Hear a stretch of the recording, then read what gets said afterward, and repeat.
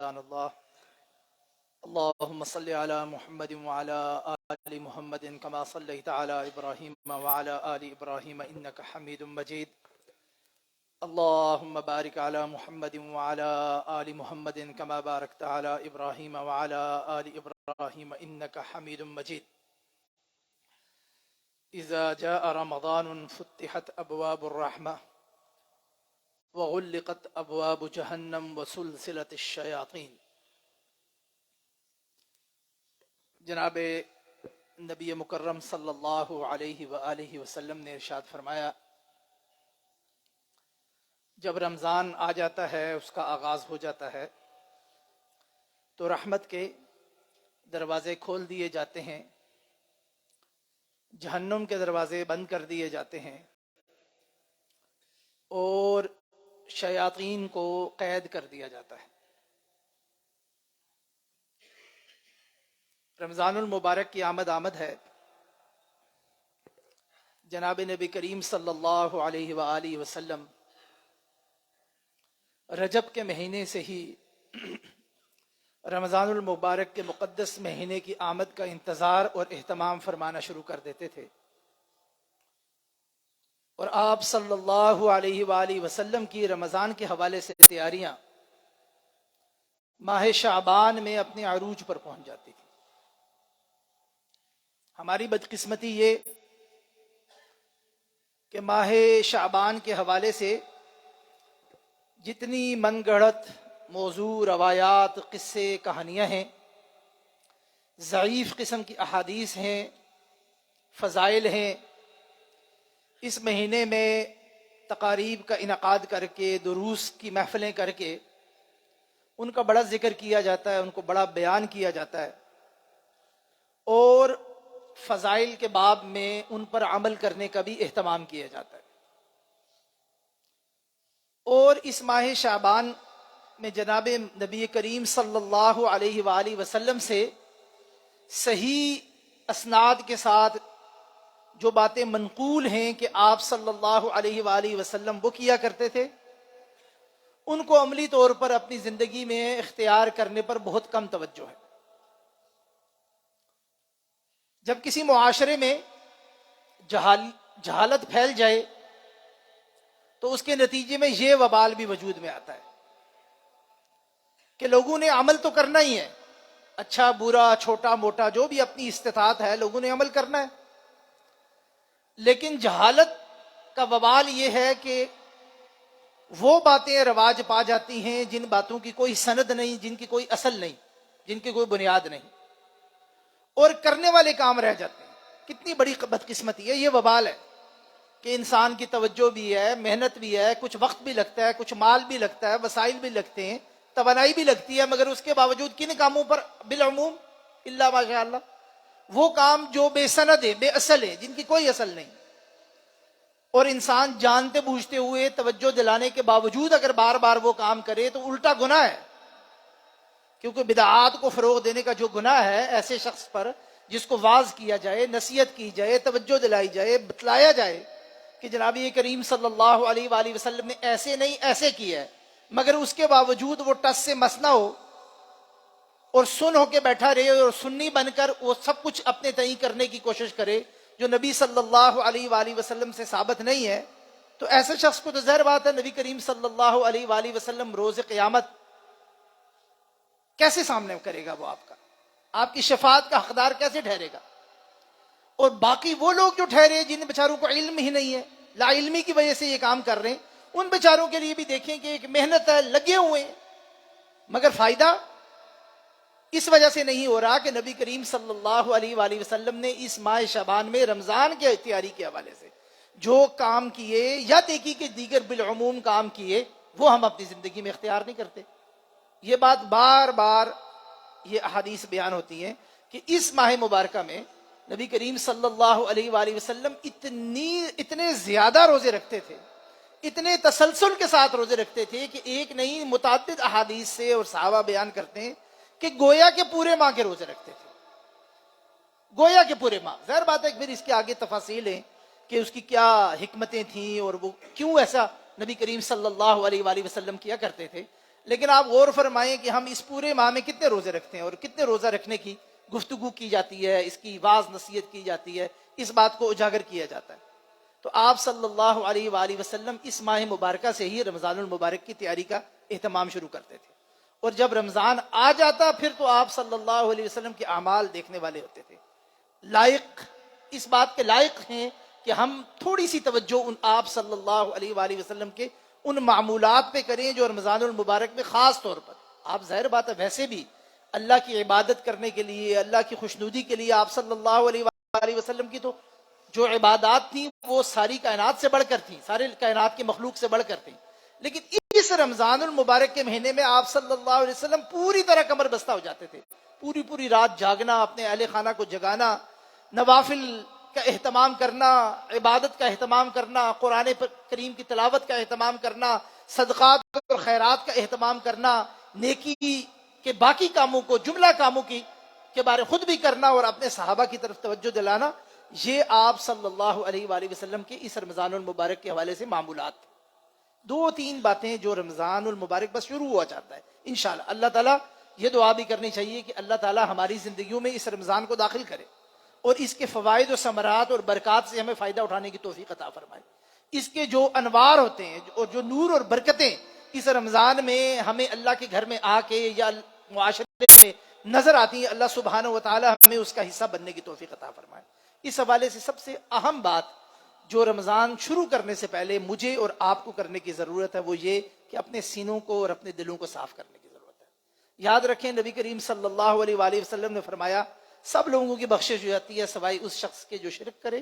یا وہ شخص جس کا دل بھرا ہوا ہوتا ہے۔ اب دل بھرا ہوا کیا ہے؟ ایسا شخص جس کا دل کینے سے، بغض سے، لوگوں کے ساتھ حسد سے، لوگوں کے خلاف سازشوں کے تانے بانے جوڑنے سے بھرا ہوا ہے۔ ہما وقت اس کے دل کے اندر یہ کھٹک لگی رہتی ہے، فلاں نے یہ کر دیا، فلاں نے یہ کر دیا۔ اپنے دل کو صاف نہیں کرتا، ایسے شخص کو اللہ سبحانہ و تعالیٰ بخشش نہیں فرماتے، خاص طور پہ اس وقت بھی بخشش نہیں فرماتے جب اللہ سبحانہ و تعالیٰ کی رحمتیں اپنے عروج پر ہوتی ہیں۔ سب کے لیے معافی کا پروانہ ہے کہ کوئی بس بہانہ ملے تو اس شخص کو بھی معاف کر دو، اس کو بھی معاف کر دو۔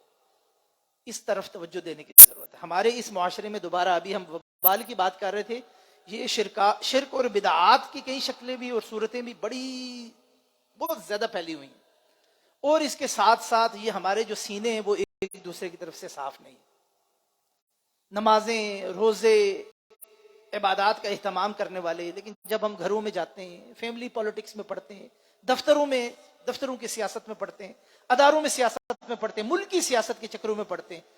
تو اس ایسے محسوس ہوتا ہے اور ایسے تبصرے ہم کرتے ہیں اور ایک دوسرے کے ساتھ ایسے بغض اور عناد اور اس قسم کا معاملہ کرتے ہیں کہ سمجھ نہیں آتی کہ کیا یہ وہی مسلمان بھائی ہے جو دوسرے مسلمان بھائی یا بہن کے بارے میں گفتگو کر رہا ہے۔ کسی شخص کا کوئی بھی سیاسی نظریہ ہو، آپ کے ساتھ کسی کا کوئی عائلی خاندانی تعلق چاہے خراب ہی کیوں نہ ہو،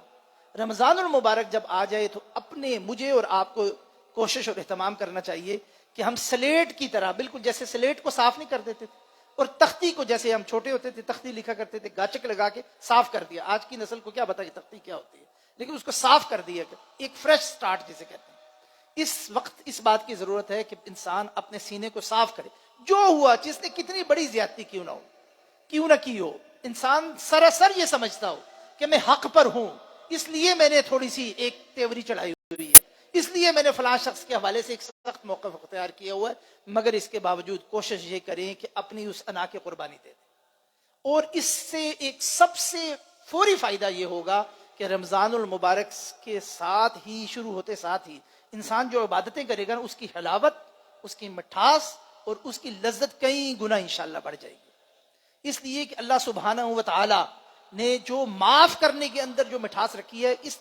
اور اس کی اتنا بڑا درجہ اس لیے کہ معاف کرنا دراصل اللہ سبحانہ و تعالیٰ کی اپنا وصف ہے، اور اللہ نے یہ بندوں کے اندر تقسیم کیا ہے، اور بندہ جب یہ کام کرتا ہے یہ دراصل اللہ کے اس وصف کے اندر سے جو بالکل چھوٹا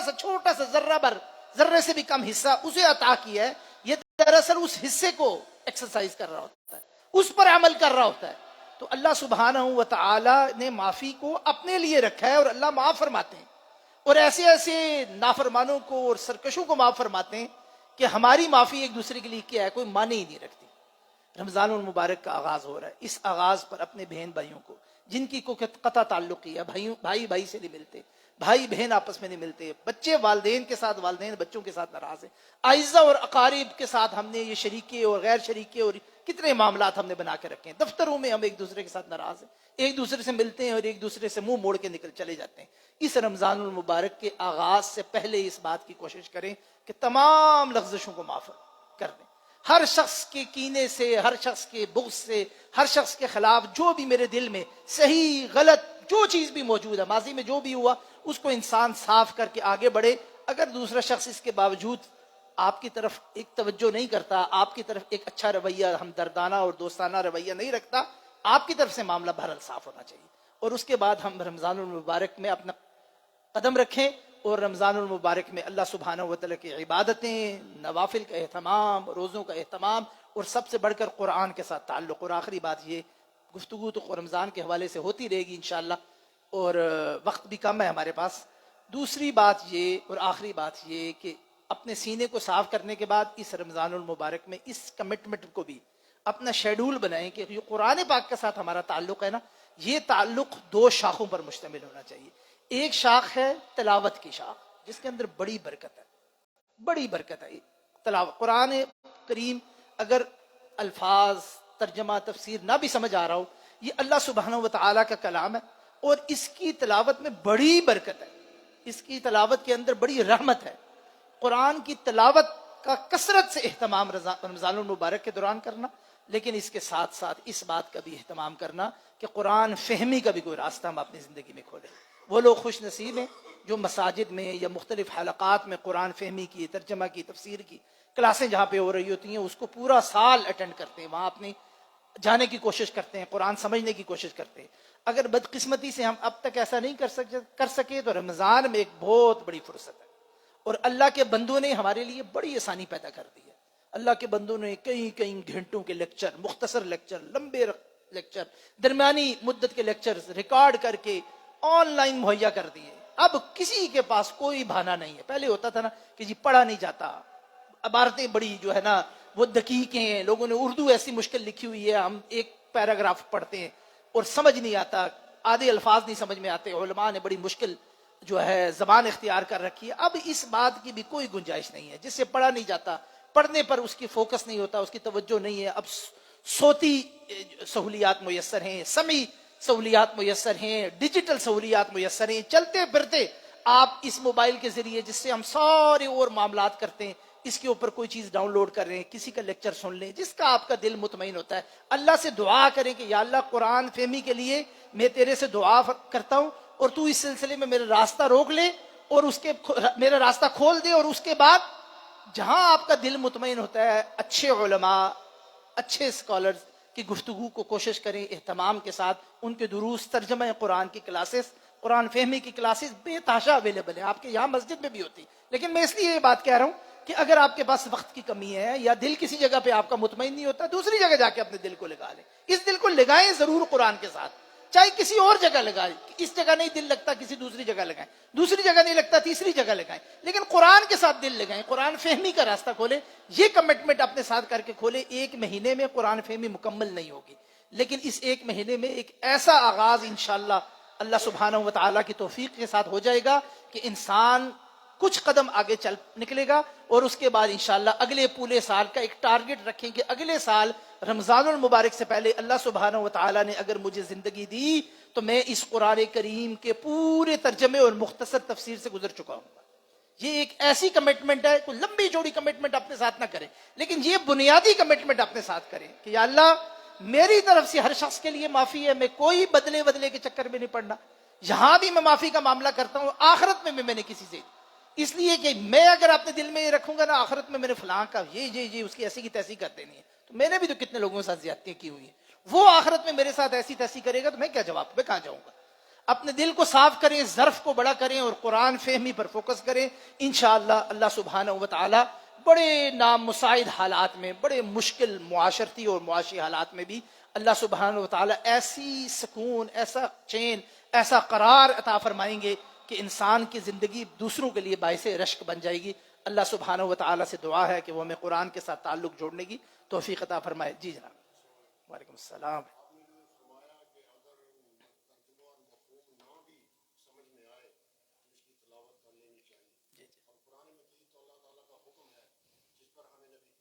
صلی اللہ علیہ وسلم. جی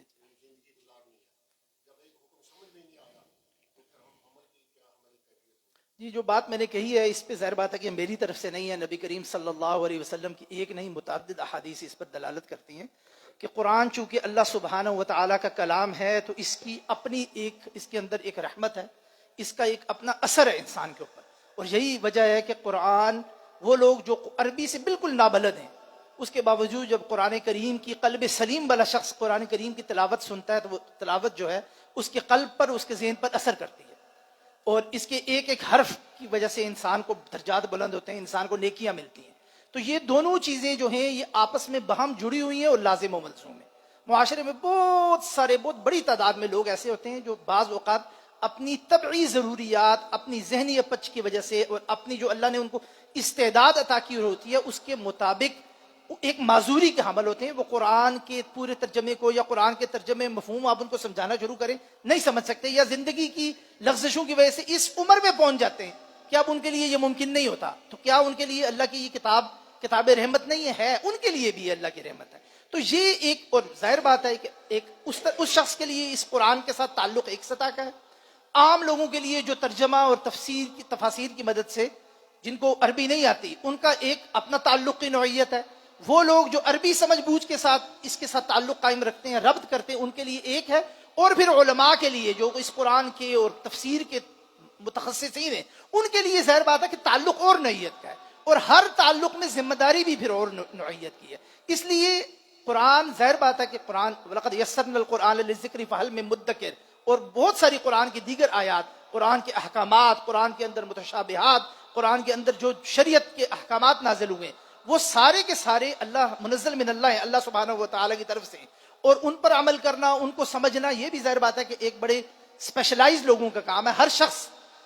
قرآن کے ساتھ تعلق تو جوڑے گا مگر احکامات کی سطح پر جا کر اس کی تعبیر، تشریح اور ان کی تنفیذ کا کام نہیں کر سکتا. تو یہ اللہ سبحانہ و تعالیٰ کے کلام کا معجزہ ہے کہ اس نے بالکل ایک عام شخص کے لیے بھی، بالکل ایک ایسا شخص جس کو ہم عامی سمجھتے ہیں، جس کو ہم ان پڑھ کہہ دیتے ہیں اپنی زبان میں، اس کے لیے بھی اللہ نے اس قرآن کے اندر ایک رحمت رکھی ہے. اور ایک بڑے سوفسٹیکیٹڈ ذہن والے شخص کے لیے جو اپنے آپ کو بڑا عبقری سمجھتا ہے یا ہے عبقری ہماری نظروں میں، اللہ سبحانہ و تعالیٰ نے قرآن کریم میں اس کے لیے بھی، اور ان دونوں کے درمیان جو ساری مخلوق موجود ہے اللہ نے اس قرآن میں ان کے لیے بھی شفا بھی رکھی ہے، اللہ نے ان کے لیے سمجھنے کا سامان بھی رکھا ہے، اللہ نے ان کے لیے بھی بہت کچھ اس کتاب میں رکھا ہے. بس انشاءاللہ جستجو انسان کو کرنی چاہیے، باقی تو ریوارڈ اللہ نے دینا ہے نا. ہم پر کیا ہے جستجو، ہم پر کیا ہے کوشش، باقی مہربانی انشاءاللہ اللہ سبحانہ و تعالیٰ خود فرماتے ہیں.